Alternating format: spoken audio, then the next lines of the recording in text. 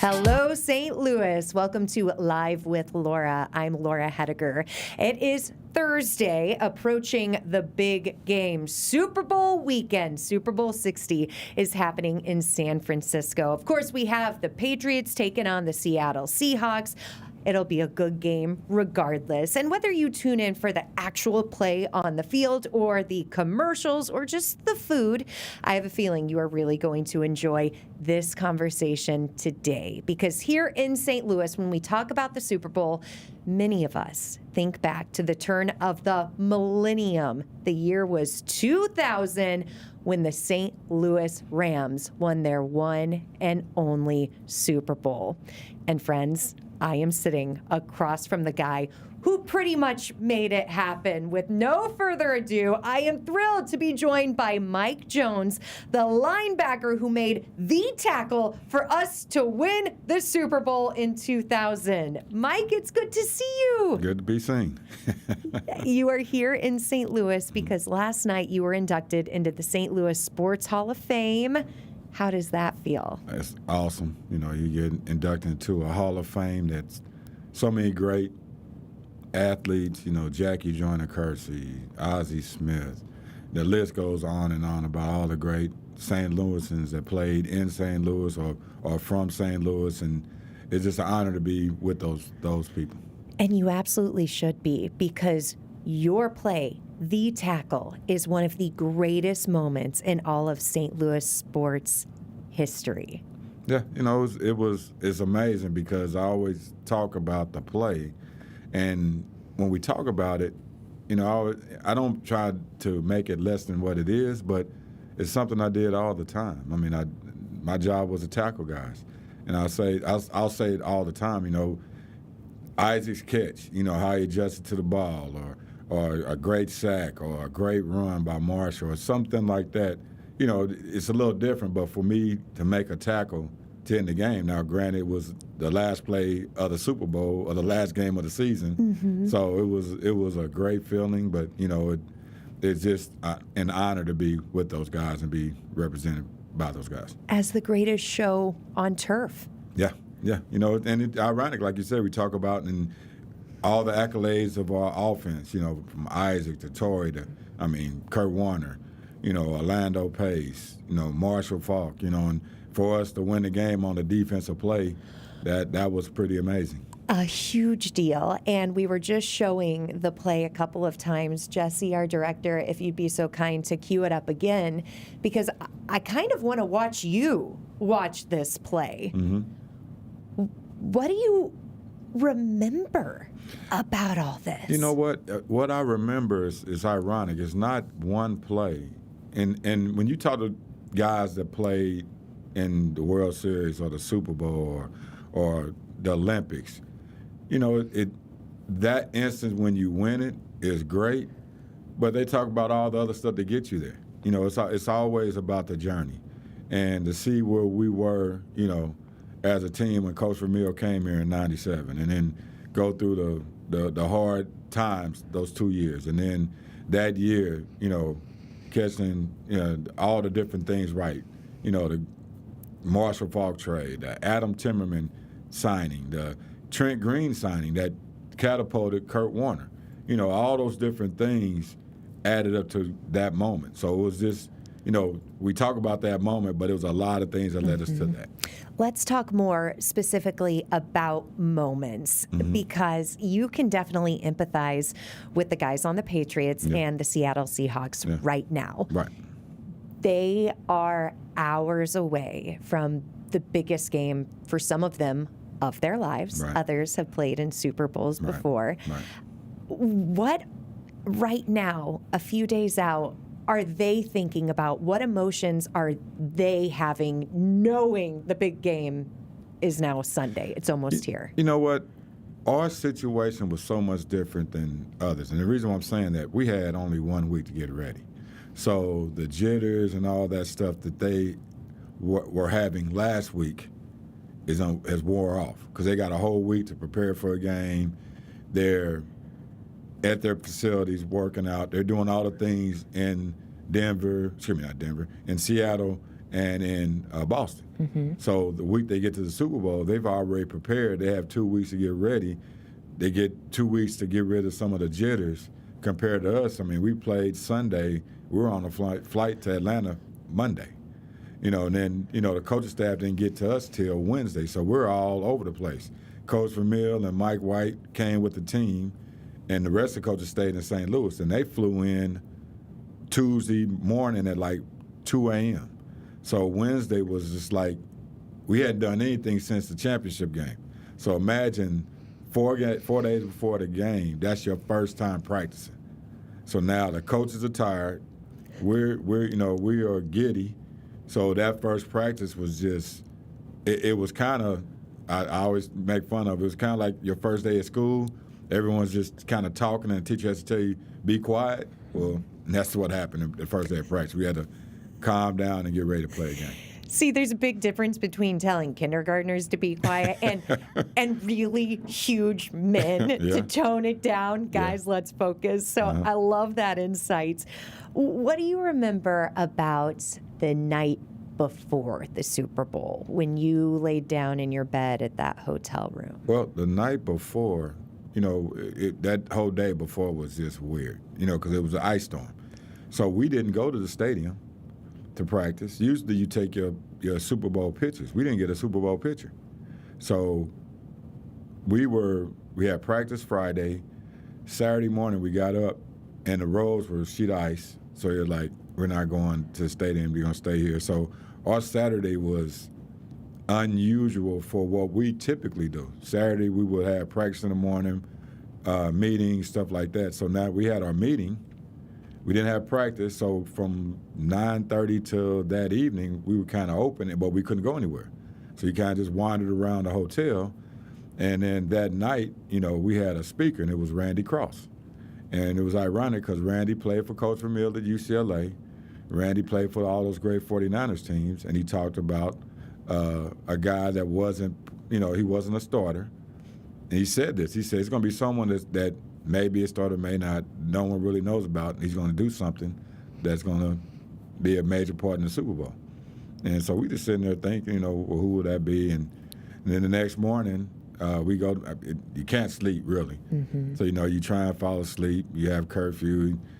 It really doesn't matter if you had curfew or not, because most guys probably didn't fall asleep till 2 or 3 in the morning. And then you got a long day the next day, because the Super Bowl wasn't till 6, because we was on the East Coast. So now you're playing a game that's a late game, the biggest game of your life, and you got to wait an additional 6 hours compared to what you usually do. So it was you had some jitters and things like that, but eventually you got to the time when you got to the game. So when did it cross your mind that the speaker could be talking about you? It never did, to be honest with you. I remember it, and again, it's just so many different things that go across your mind, And then once you get to the game, and this was the ironic thing, you get to the game, you ride the buses, everything kind of the same, but the thing that kind of jumps out at you initially is when you warm up. And when you warm up, typically in games, even in the NFC Championship game, you have some celebrities there.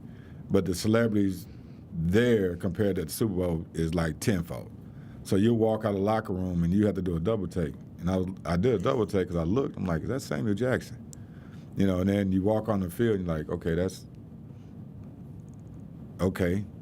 that's you've seen all these movie and television stars, and so you kind of when something catches your eye and you hadn't seen it before, it kind of makes you step back, and that's when you realize, okay, this is different.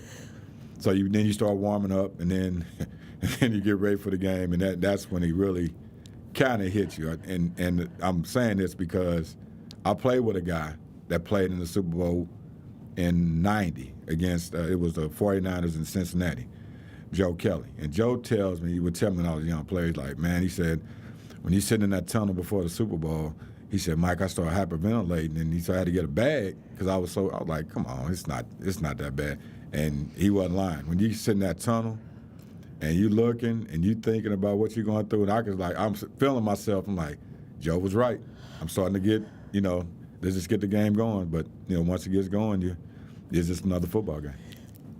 So did the Rams start on offense or defense with that? Started on offense. That's even worse. So you had to wait even longer you had to wait get even out longer. there. Yep, you had to wait even longer. So you just sitting there on the sideline, just ready to run into something, just to get you going. So, but once that first play starts, then it becomes a football game.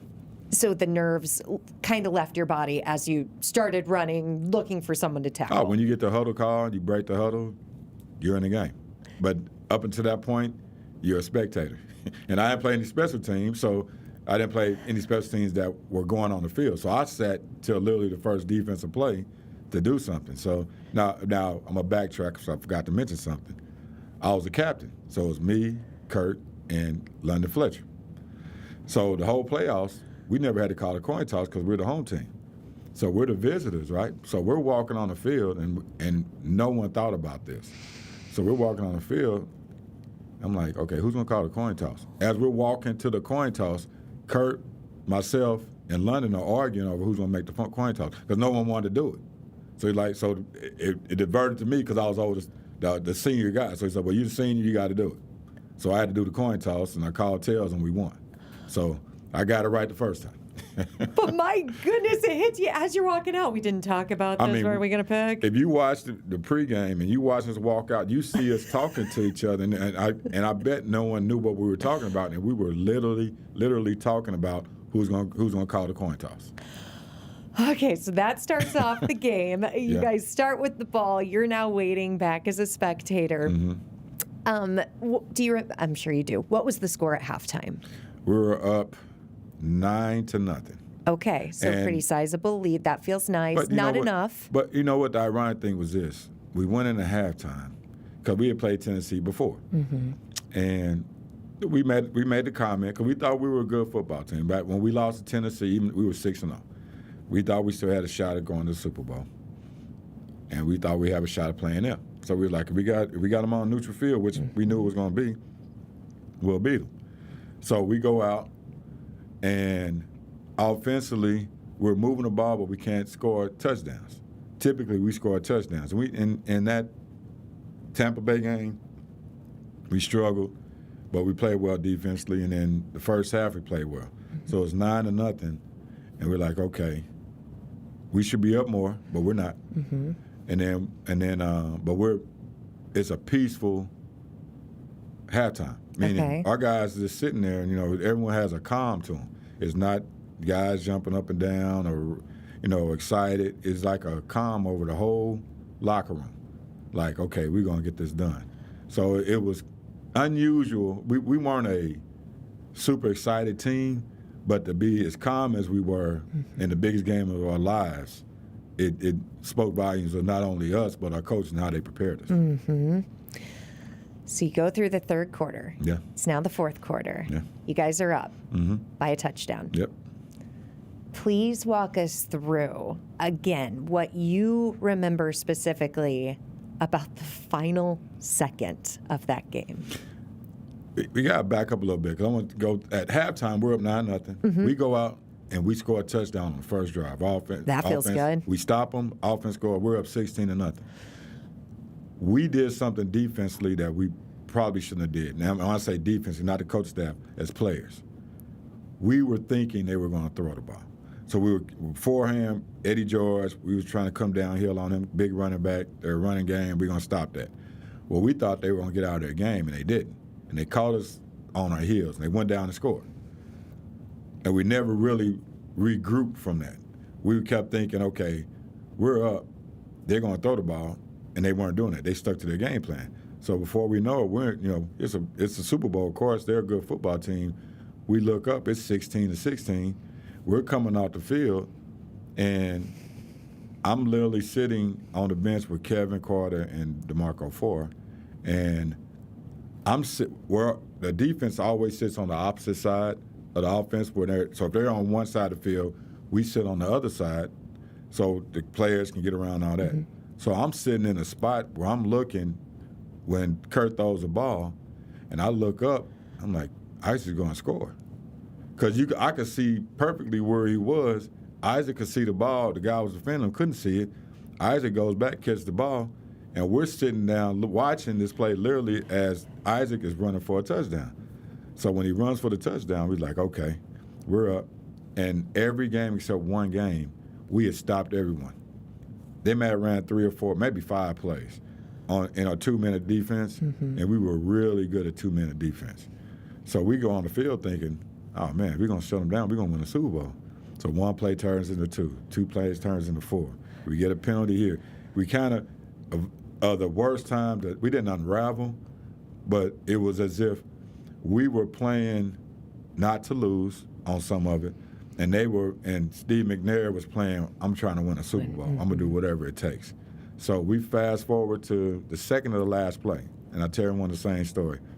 The last 2 plays of the game, the team that called the right play actually did the wrong thing. And what do I mean by that? The play before, I don't know if you remember, Steve McNair was running around and guys was falling off of him. He throws the ball down the field, and they get the ball to the 10-yard line. That play, they was trying to run a hook and lateral, and we had practiced it all week. I don't know why our coordinator knew this, but he's like, I got a feeling they're going to run this. So we practice it every day.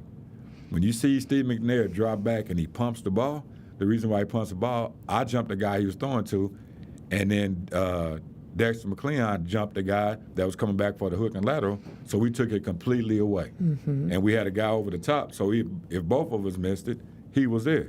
So Steve pumps the ball, he scrambles around, he put on the Superman cape, and he throws the ball down the field, and we're looking like, man, we stopped that play. We knew what they were going to do, and they still made a play. So we get to the last play, and there's different angles, but there's a player that we knew, Yancey Thigpen. And if you watch the highlight, it's a guy on the sideline saying, "Oh, we got him, we got him." They knew what coverage we were running. They had because both of our coordinator and their coordinator ran a similar defense.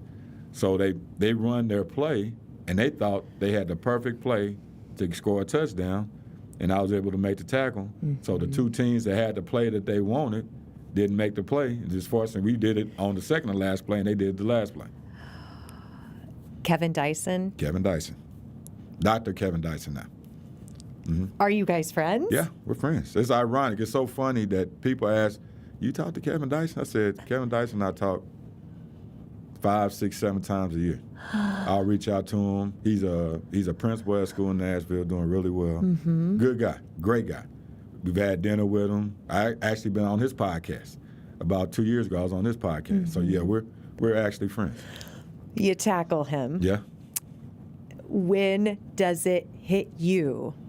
You just won. Winning or what I did, because it's 2 different things. Both. Well, it was 2 different times. When I tackled him, literally, I knew he wasn't in the end zone. There's a rule when you're in the red zone as linebackers. You never get. First of all, you split the difference of where you are to the goal line, and your feet are never in the end zone, because if you make a tackle in the end zone, it's not a tackle, it's a touchdown. So you have to be in front of the goal line. So when I tackled Kevin, I knew I wasn't in the end zone. I knew I was probably about 2 or 3 yards. I was closer than I thought it was. Than I actually was. So when I got him down, I knew we had won. Now when I realized what the play was, literally, I do some interviews, I'm talking, and it's still not hitting me. I'm happy we won a Super Bowl. And Peter King, that works for Sports Illustrated, I had hurt my ankle. So I went in the locker room, I went to see the trainers, had a whole bunch of stuff. I didn't get a chance to really celebrate with the team because they were trying to make sure my ankle was all right and everything. So finally, when I get out, everyone's gone. Now, part of it was we won the Super Bowl, so everyone wants to go enjoy winning the Super Bowl. Yeah. So I walk out, and Peter King's standing by my locker. Now, I knew Peter from the Raiders, so I walk up, hey, what's up? He said, now, your play might be considered one of the greatest plays ever. That's when it hit me. Until that point, I didn't know. I was just kind of floating on, we won a Super Bowl, and then realized the magnitude of the play till Peter King told me. Looking back, 26 years later, Yep. how often do you think about that one tackle? You know what? It's ironic because I hardly think about it, but I see it all the time. Mm-hmm. You know, people bring it up to me and think about it. And again, I don't want to minimize the play, but it's something I did every day. I mean, I didn't play linebacker in college, so I had to learn how to do different things. What I always tell everyone is this. They're like, how did you adjust so well? I said, well, I think, first of all, I probably should have been playing linebacker. Mm-hmm. I said, but I got the highest level of coaching when I moved to that position. So you think about it, you were a guy that I was 22 years old, didn't know left and right playing linebacker, so I'm being taught by a guy that teaches the best in the world. So I'm going to get better if I listen, and that's what I did, and I got better. I'm glad you mentioned the fact that you didn't play linebacker in college. Let's go back a little bit, if that's okay with you. You grew up in the Kansas City area? Yep. So did you grow up a Chiefs fan? When I was a kid, the Chiefs weren't very good. Okay. You know, I think they made one playoff when I was in the age of understanding it. Mm-hmm. My brother, and this is the funny part, my brother was a diehard Chiefs fan. He saw the Chiefs go to 2 Super Bowls. I'm the 5th of 9 kids, and my brother is 12 years older than me. So we got 4 kids. I got 4 older brothers and sisters, and then I got 4 younger brothers and sisters. So I'm right there in the middle. So when we go to the Super Bowl, and I'm telling you about when we're walking out to the field. So we walk out to the field, Willie Lanier from the Super Bowl, Kansas City Chiefs Super Bowl, was there. So after the game's over with, I'm talking to my brother. Now, we just won a Super Bowl. My brother's like, man, you had Willie Lanier out there. And I'm looking like, hey, man, I just won a Super Bowl. Yeah, you should be impressed by me. Right. He's like, man, Willie was my favorite player when I was a kid. And I'm just like, okay, all right. Willie trumps me today. Mm-hmm. But, leave it to the sibling to bring you back down to life. Yeah. So, but the Chiefs were average at best. I was a Steelers fan. I was a big-time Pittsburgh Steelers fan. So, you know, Franco Harris and Jack Lambert and all those guys, and I was fortunate enough to play for them later in my career. But yeah, the Steelers were my team. When did you start playing football? I started playing football tackle football at the age of 11. Mm-hmm. My mom didn't think my mom was a big time baseball fan. She loved the Royals. She loved all the things about baseball. So my mom didn't let me play till I was 11. And the only reason I got to play, the ironic thing is, tackle football, my baseball coach talked to her and let me play football. So I ended up playing football with the guy that coached me in baseball. Did you play it in the backyard with all of your siblings too? Well, see, and that's the interesting thing about that. My older brothers are 12 and 15 years older than me. Mm-hmm. My younger brother is 6 years younger than me. So I didn't have brothers and sisters. I had brothers. Didn't have brothers I played football with. But in the neighborhood I grew up, I probably had 15 guys that were 1 year older than me, 1 year younger than me, or the same age as me. So those were my brothers, so to speak. And that's who I kind of played all sports with, not let alone just football. In high school, did you play football, baseball? Mm-hmm. I played everything. I did baseball, football, basketball, ran track, and so I mean, I enjoyed playing the sports. Mm-hmm. High school I went to. The reason why I actually ended up going to Missouri is 2 reasons. Last night at the Hall of Fame, one of my really good friends I grew up with went to my rival high school. So I was a Notre Dame fan. When Notre Dame started recruiting me, I was like, man, I'm going to Notre Dame. Well, we were playing well until I played my friend Terry Riley last night at Southeast High School. And I remember this distinctly. I talked to the coach of Notre Dame, I think on a Thursday. We played, that was the last time I heard from him because we played Southeast. Southeast beats us. I run the ball 18 times for 11 yards. And it wasn't a pretty sight. So I ended up getting dropped by some schools. And Mizzou stayed in, and KU and a couple other schools, so decided to go there. Decided to go to Mizzou. Yep. And what's pretty special is after you graduated from Mizzou, I know you played for different teams, but eventually you ended up in St. Louis, which is Tiger territory. That was interesting. My agent, Harold Lewis, did some interesting things with me. And what do I mean by that? When I came out of Mizzou, I was a Decent running back. I was draftable. I was actually in the draft somewhere between the 5th and 8th best fullback. What I did really well in college, I was able to catch the ball in the backfield. I was really good. I set a record, 2 records, single season and career record for most receptions as a running back. So when I come out, the draft was 3 days. So I knew first day I wasn't going. I said second day it'd be a reach, but I'm pretty sure I'm going third day. So third day gets there. I called my agent. It had to be 10 o'clock. Now, the draft goes really fast third day. And that was 12 rounds. So I call him, and we're in the middle of, he says, we're in the middle of the 9th round. I said, the middle of the 9th round? I was like, I thought I was, he's like, Mike, calm down. We're going to get it worked out. He said, but be prepared to go to the airport. We're probably going to go to L.A. So, okay. So I'm like, L.A., why am I? The Raiders and the Rams were there at the time. Mm-hmm. I wasn't their type of running back either way. I wasn't I always say a rock'em sock'em fullback. And I said I wasn't a wiggle guy, tailback. I said, so why am I going there? And so, of course, I didn't get drafted. I call him, and this is before cell phones. So now I got to go. I'm at my mother's house. So now I'm going to my mother's house, calling him on my phone, calling her on the regular line, like, go to the airport. There's a ticket waiting for you to go to L.A. I'm like, okay, this is weird. So what's going on? He said, I'll talk to you when you get there. So I fly to L.A., get there that night. I call him, and I tell him where I'm staying at. He was like, okay, your workout's tomorrow morning. They're going to meet you in the morning. I said, okay.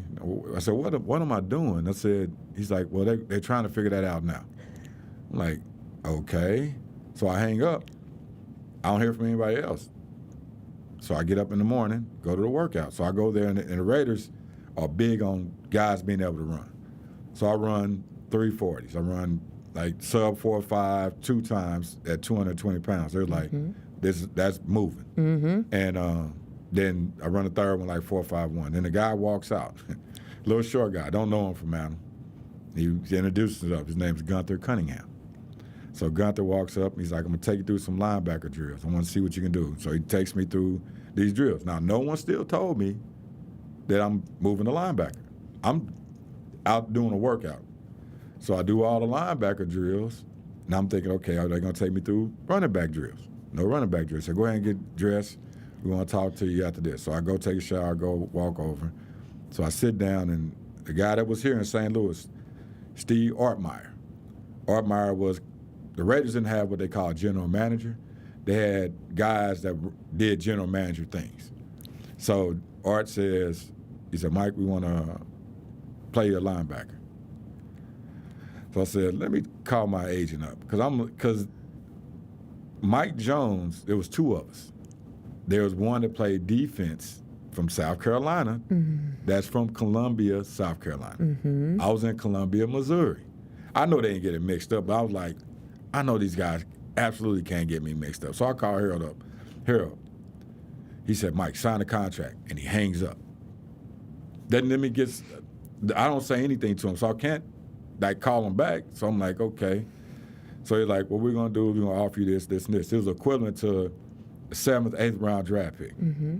Okay, that's where I thought I'd go. They give me the money I'm thinking I'm getting. We're going to give you this amount of money for signing bonus. They tell me all these different things they're giving me. And I hadn't done a thing at linebacker. So I'm thinking to myself, okay, let me sign this contract first. So I signed the contract. So I got a question. It was like, after I signed it. Mm-hmm. I said, why are you guys moving me to linebacker? They're like, do you know what you did at the combine? I said, yeah. I said, I ran middle of the pack in the 40. He said, yeah. He said, I said, I did good in the vertical jump. I think I was about 3rd or 4th. He said, yeah. He said, and I said, I think I out-tested every running back in the broad jump. He said, yeah. He said, do you know what that means as a linebacker? I said, no. He said, you out-tested every linebacker but one guy, and that guy was Roman Pfeiffer. You're going to love this. I'm like, okay. He said, so the way we see it, we're getting a 2nd round talent for 7th round money, what we're giving you. And if that goes well, that's great for us. If it doesn't go well, 50% of the 7th round draft picks get cut. So we're in a win-win situation. If you don't do what we think you can do, we just did what half the people do already. Mm-hmm. But if we get what we think we're getting 2nd round value for a 7th-round price. How'd you feel about that? I'm like, okay, that's interesting. So we go there. Now, the interesting thing was this. I didn't find this out till 2 years ago. Now, this 1991 when I was supposed to get drafted. So almost 30 years. Over 30 years now, think about it, yeah. Roman Pfeiffer, the guy they talked about, he and I played with the Rams together. I knew Roman, knew of him. Roman was the 32nd pick in the draft. Guess who was the 33rd pick of the draft? Mike Jones from South Carolina. I'm like, wow. And I didn't realize that because I always was compared to Roman, and I would always get confused with the other Mike Jones. And I literally was the Mike Jones name was drafted literally one pick after Roman Pfeiffer. And now the Mike Jones that I'm sitting across from truly has one of the most iconic plays in all of NFL history. Yeah, it was a, again, it was a play I do all the time. Making a tackle just happened to be the Super Bowl, the last play. Let's talk about St. Louis a little bit. You come back to St. Louis. Yeah. You're the king of the world, I would assume. Big parade down Market Street. Yeah. What do you remember about all that? I remember going back to signing with the Rams. And because I played running back, a lot of people knew me, but they didn't really know me. They knew my name and knew I was a running back.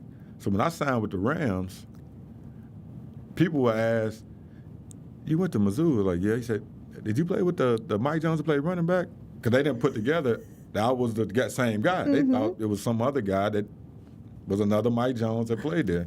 So I had to put that together. So then, but once we got back from winning the Super Bowl, it was, the first thing was interesting because we fly out the very next day, and we had a parade that next day. Okay. So, and then we had the snowstorm. So you had all that. Now, the eerie thing was going to the parade, we all parked our cars at Rams Park. So they had us park on the practice fields. So when we got back, we had 6 inches of snow down. When we went there, it was nothing down. So they had to clear that out. Then we were supposed to start the parade like at noon or 1. It started like an hour and a half late, and no one really knew why I was running behind. So we ended up going from the facilities. We got 6 buses, and we're driving downtown. It's the eeriest thing I've ever seen. We're driving down 70, and we go 70 to 170, if I remember correctly. I know we go down 70 because we passed the airport. And we're driving, and you're looking, and there's no one on the road on 70 going east or west. And then you see, when you pass the overpass, you see 2 or 3 police officers. They had cleared the whole highway for us. So I had never seen anything like that. We get down to downtown, and they give us trucks to ride in the back of. I think they were Ram trucks. So we get in the trucks, and we come around where we weren't at Union Station. I'm trying to think exactly where we were at. So we get in the trucks, and we come down Market. And when you get past Tucker, you still can't see how many people it is. And once you get past the courthouses, that's when you see they said it was over 500,000 people. And that's when it kind of hits you. You see all these people all of a sudden. It was an unbelievable sight. And then, of course, we go down up to the podium and, had a good time. But, yeah, that was the most amazing sight, seeing the waves and waves of people that were down there. And it was a cold day, very cold day. So, to see all those people out supporting us, that was awesome. I have chills just thinking about it from your perspective, but also thinking about it from a fan's perspective and now a parent's perspective. Yeah. And those are special moments that many people get to continue thinking about and living through you. Yeah. But you know what is interesting? I said this last night. Why I believe it was so impactful. It was we did all our first in one season. The Rams hadn't had a winning season when they were in St. Louis. until that year. We win. First playoff game. First NFC Championship game at home. First Super Bowl. First winning, only Super Bowl winning. First parade for that. We all experienced the same thing at the same time. I say this all the time. The same feelings that our fans had, we had, because we had never experienced it before. And the city had never experienced it before. So I think that's why it's so dear to so many people's heart, because we all experienced the same thing at the same time. And I think talking about feelings is a good way to segue into a question I definitely wanted to get your perspective on. When the Rams left St. Louis. That was tough. It was tough. Where were you? I was in San Antonio when they made the announcement. And this is the ironic thing. I was talking to a former teammate of mine. Matter of fact, he was on the radio, DeMarco Ford. So I was at a coaches convention, and they were having a vote. So I called DeMarco. And said, hey, the Rams, they postponed. He's like, Mike, that's not going to happen. I said, I'm in San Antonio. They announced on the radio that he said they have something else going on. They're going back to a vote. I'm like, they can't go back to a vote. I said, if they don't get the initial vote, then they had to table it till next year. He said, something's going on, and they're doing another vote. So I heard the first vote and the second vote and found out when they were leaving. And it was tough, because like I said, to see all the memories of what it was like being a St. Louis Ram and, all the different things that went on with that, for a team to lead, that's tough for everyone, because the players that played on the team, I always call us the Isle of Misfit Toys, because we don't have a place. I didn't understand it as a St. Louis Cardinal, football Cardinal, but now I can understand. I see what they felt when the team left, and then they go to Arizona, because what happens is this: you're a part of the organization, but you're really not, because where you won at and where you played at, they're not there, and where they went, those fans are their fans in that area, and not knocking L.A. or Phoenix, but the St. Louis fan and the player that played there, that's what they believe they are. That's what they are. St. Louis Rams, St. Louis Cardinals. So now, with Oakland, the same thing with the Raiders. So it's just a different dynamic, because you got a lot of people that are happy, but you got a lot of people that are upset because they left. And they're very hurt still, almost a decade later. And longtime St. Louisans who are listening live right now, you are going right back to where you were when you heard the announcement that the St. Louis Rams were leaving and going to L.A. We're going to take a quick break. We are talking live to Mike Jones, the Super Bowl winning linebacker for the St. Louis Rams. He has his ring on. I'm really excited to see it, and we are going to find out more about what he has been up to over the last decade. You are watching Live with Laura. Welcome back to Live with Laura. I'm Laura Hediger, and it has been such a treat picking the brain of Mike Jones, the St. Louis Ram who tackled Kevin Dyson with about a second to go. 2000, you won the Super Bowl, and I'm thrilled that you're giving us this time, especially heading into Super Bowl Sunday. Thank you. You are in town because you were inducted into the St. Louis Sports Hall of Fame. Yep. But you live in the Lake of the Ozarks area. That's correct. So still a Missourian. Oh, yeah. How often do you get back to St. Louis? Not as much as I like. We used to get back more. My daughter lives here. And ironic, her birthday is 5/2. So Ashley, we get back to see her, but we don't get back as much as we used to. We lived here till 2022, and then we moved over near the lake area then. Ironic, 5/2, May 2nd. Yep. You are number 52. There you go. Did you encourage your wife to go into labor that day, or hold off until you made it to 5/2? I think Ashley chose that. Okay. So it's ironic because, like I said, every child except Mariah, I had 4 girls. So my oldest daughter was born in Kansas City, and she was born on 25th anniversary of Monday Night Football.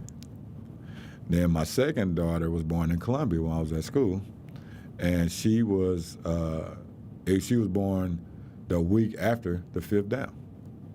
She was born the Thursday after the 5th down. Ashley was born May 2nd. It wouldn't seem like a different when she was born. The ironic thing was I was in L.A., so I had to catch a red eye to get back. And I guess she said she's going to wait till her dad get here. So when I got here, then she was born, and then my youngest was born on July 1. And she was born literally 3 hours after I had a football camp. So she said she's going to wait till I get done with the football camp to come. So, but yep. You are the ultimate girl dad now. Oh, yeah. And then my first grandchild was a granddaughter. Oh, my goodness. So she is, oh, my goodness. So my daughter has 2 kids. My second daughter, I always say she's the best athlete in the family. She was a 3-sport athlete in college. So she tells us she's pregnant with the second child. And I told her fiance, I was like, I love my grandkids and my daughter. I said, well, we got to get a boy. We got way too many girls. So we had a grandson. Okay. And I say this all the time, and Gina laughs at it. He is 5 boys in 1. I mean, he's running and everything, knocking everything over. I mean, he is as rough as they come. So maybe I wish for something a little too early. And how old is he now? He'll be 2 on May the 9th. Oh, my goodness. My little girl turns 2 on May the 6th. Okay, I'll be awesome. thinking of you that week. Would you encourage your grandson to play football? Absolutely. I mean, are there some things to football that can cause some problems? Absolutely. But that's in a lot of different walks of life. My brother was a firefighter for 29 years. He loved being a firefighter. There was some inherent risk at that. My older brother was in the Air Force for 20 years. You know, there's going to be in certain walks of life you're going to have inherent risk. You know, I think there's some things. The game is by far safer than it's ever been. You know, there's some things I know that when if he chooses to do that, we'll make sure that he's safe. You know, his dad played high school and college football as well, so it's not as if he's not around people that do that. And we're smarter, better techniques, better health care, better things that will make the game safer. So I would tell everyone, you know, play the game. There's things that you have some risk to it, but the overall camaraderie, teamwork, leadership, all those different things, to me, are the things that will make you a better person by doing that. And that's not just football. That's in any type of extracurricular activity. You got to learn teamwork, working with people, become a better person. You were downtown last night, not far away from the Dome. Yep. Have you followed the Battlehawks story? So Ricky Proehl is the head coach, of course. So Ricky's a good friend of mine. I talked to Ricky 4 days after he took the job. I've watched the Battlehawks. I mean, Leroy Glover is a very good friend of mine. A couple other guys that were there, Chris Draft. So we all know each other, and we followed them. And even when the team first came here, their defensive back coach was my defensive coordinator with the Steelers my last 2 years. So I've always been somewhat connected to the Battlehawks. And they do a phenomenal job, but it's because the fans in St. Louis. I mean, when everything's said and done, you can say whatever you want. You can put the St. Louis fan up against any city in the country. So. And I'm glad you mentioned that too, because you have had the opportunity to play in other cities, other markets. Yes. Let's expand on that. How does a St. Louis fan stack up against Pittsburgh, against Oakland, all the other places? The one thing I look at, and I've been blessed to be with some interesting organizations. You go to the Raiders. Now, understand this, the first day, our first game, and this again, we're in the Coliseum. So if you know where the Coliseum is, it's not in a great area. The amazing thing about the Coliseum, when the Raiders play, no gangbanging. Everyone's a Raider. Now, if you wear something other than the Raiders, you might have some problems. So you have a great fan base that supersedes gang warfare, all kind of different things that could be wrong. They corrected that game on Sunday. So I come in the first preseason game, and again, this the Raiders in the 90s, 80s, 90s. And I'm walking into the locker room, and there's 4 guys standing out in front of the locker room. 2 guys in shirts like coaches, and 2 guys are in T-shirts like players. And they're chain smoking a cigarette. You do a double check. I'm like, Todd, Greg, Freddie, and another coach. They're all sitting outside. And this is the early 90s, so everyone was still kind of smoking cigarettes. Mm-hmm. So I'm like, wow, that's different. So, but like I said, you go to the Raiders, once a Raider, always a Raider. Now, once we fight each other and do all that stuff, but no one's coming in and doing anything to any of our teammates. Mm-hmm. So I go there. And then we leave L.A. and go to Oakland. So Northern Cal compared to Southern Cal. And you say California, everyone said, well, California's Cal. No, if you've been to California, you know Oakland is totally different than Los Angeles. Or San Francisco is totally different than San Diego. Mm-hmm. They're all part of California, but they're totally different. Mm-hmm. But the fan was just a loyal fan. And what I found out, the Raiders, no matter where you went in California, were the Raiders. We could have played in any city in California and sold the place out because the Raider fans were all over California. I come to St. Louis. St. Louis fans are loyal. Now, what happened with the Cardinals was messed up. So you're I don't want to say you were upset about what the situation was. So we were walking into something that some other organization did. So we had to get the loyalty back. But the fans came out. As soon as the St. Louis Rams showed up, tickets sold out. Mm-hmm. You had to worry about that. People went to the games, good or bad. And we didn't have always a good product out there. I mean, we were struggling the first couple of years. And then we caught lightning in a bottle, winning that Super Bowl, and then we went on a run. Mm-hmm. And even to the end, the Rams fans were there. Pittsburgh Steelers fans, I mean, they're just an old school organization. They've been around since the 30s.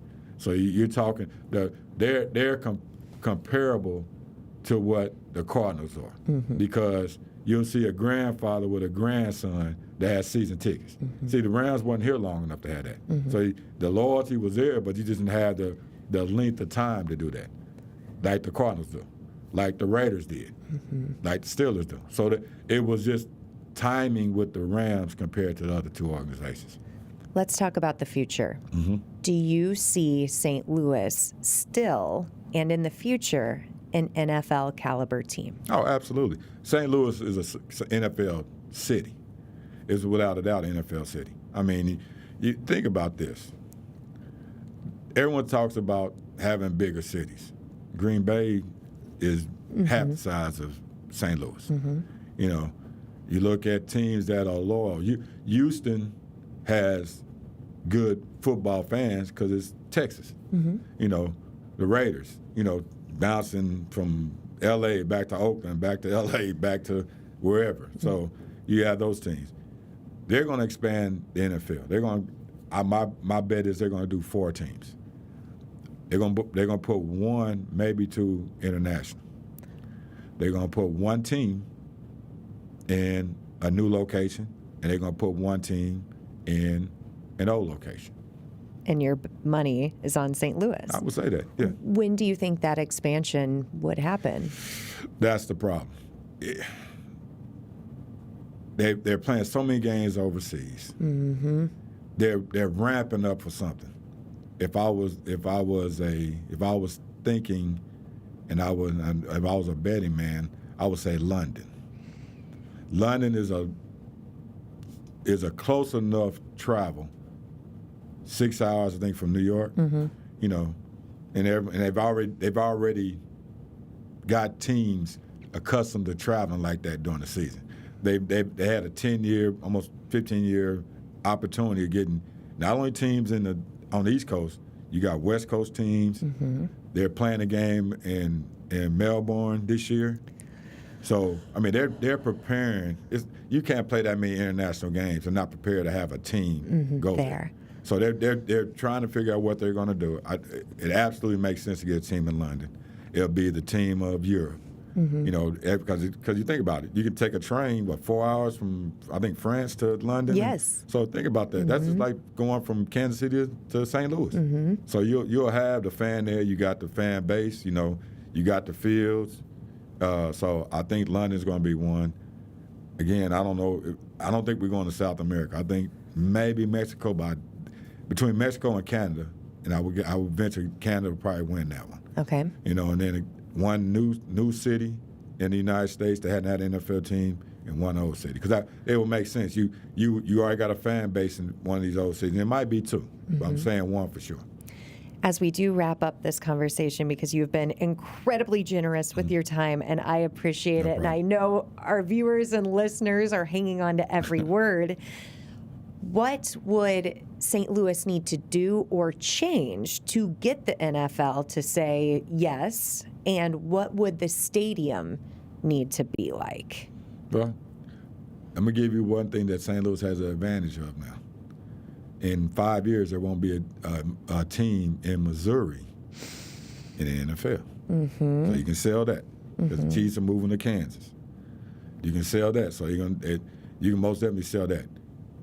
I really believe this. I think the riverfront, the stadium, I think Dave Peacock had a great idea of putting that stadium on the riverfront because it will produce so much development by the riverfront. And you look at all these teams: Pittsburgh, Cincinnati, Baltimore. They're all riverfront, Bay Area, San Francisco, Nashville. Right. You're able to develop a stadium and a concept around it on the riverfront. Oh man, that's going to be awesome. So I think that's the route you need to go with St. Louis. I think they already have the idea of doing that. They're going to build a state-of-the-art stadium. Got to be a semi-covered stadium, so because of weather. Yes. But and to add another thing to it, because I always said this, and there's no knock on. I'm from Kansas City, so there's not a knock on Kansas City. The state championship games in football, St. Louis was the best location for that because they had a dome. And you can get walk up in November. We all know in Missouri, we don't know what the weather's going to be like. No. It could be 60, it could be -6, it could be freezing. You never know. You got a controlled environment. 70 degrees, partly cloudy, partly sunny. You get 1,500 people walk up, 2,000 people walk up to a state championship game that don't do it anymore. So there's a lot of benefits to having a stadium, indoor stadium in Missouri for not only professional sports, college, high school, youth sports. And concerts and other events happening there, too. Absolutely. Okay, big game, Sunday. Yep. Who's winning? Who's your pick? Man, I played against the Patriots, and everyone hates the Patriots. Yes, they do. They hate the Patriots for various reasons, but they always figure it out.